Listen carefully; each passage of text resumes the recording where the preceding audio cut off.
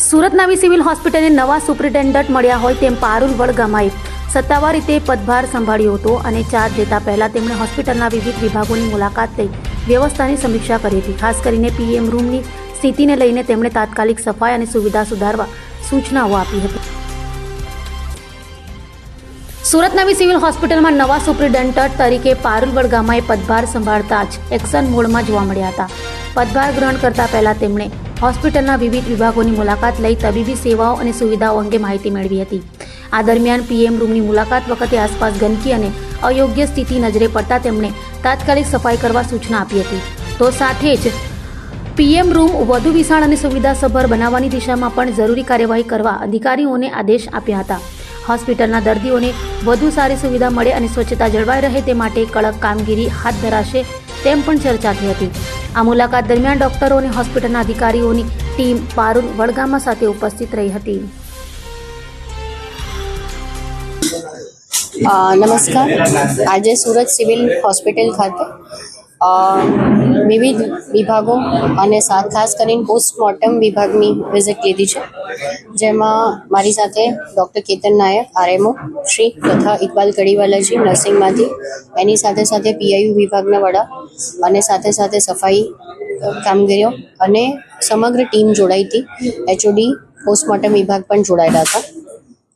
ખાસ કરીને ખુશીની વાત એ છે કે આપણા ગુજરાત સરકાર દ્વારા માન્ય હેલ્થ મિનિસ્ટર જે આપણા છે પ્રફુલભાઈ પાનસેરિયા સાહેબ દ્વારા ઓલરેડી 3 કરોડના ખર્ચે એક નવું પોસ્ટમોર્ટમ રૂમ આપણને મળવાનું છે, જેમાં 6 થી 8 મહિના જેવું થઈ શકે.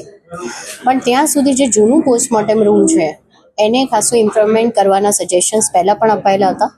તો એમાં શું બીજો સુધારો કરી શકાય એના માટેનો આજે રાઉન્ડ હતો, જેમાં બહાર પોસ્ટમોર્ટમ રૂમની બહાર લાઇટ્સથી માંડીને, સફાઈથી માંડીને, ત્યાં બેસવાની વ્યવસ્થાથી માંડીને, એનો બહારનો જે પ્લાસ્ટર નીકળી ગયું છે, અંદરની ટાઇલ્સ તૂટી ગઈ છે, સ્ટોરેજ યુનિટ અમુક કામ નથી કરતા, અમુક એસી કામ નથી કરતા, અમુક ઇન્સેક્ટ ક્લિનિંગ મશીન કામ નથી કરતા, એ બધું જે અમુક વ્યવસ્થાઓ નથી, દરવાજા અમુક તૂટી ગયા છે, તો એ બધાનું રિપેરિંગ અને એને ઇમ્પ્રુવમેન્ટ કરવા માટેના સૂચનો આજે આપ્યા છે.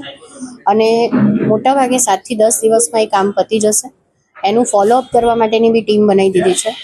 અને અમે એવું ઈચ્છીએ છીએ કે પોસ્ટમોર્ટમ જલ્દીથી જલ્દી થાય, પોલીસ ઇન્ક્વેસ્ટ આવે એટલે પોલીસના કાગળ આવે તેના પછી જે ડૉક્ટરના હાથમાં પોસ્ટમોર્ટમ છે એમાં ડિલે નહીં થાય, એવું આજે વિભાગને બી સૂચના આપવામાં આવી છે.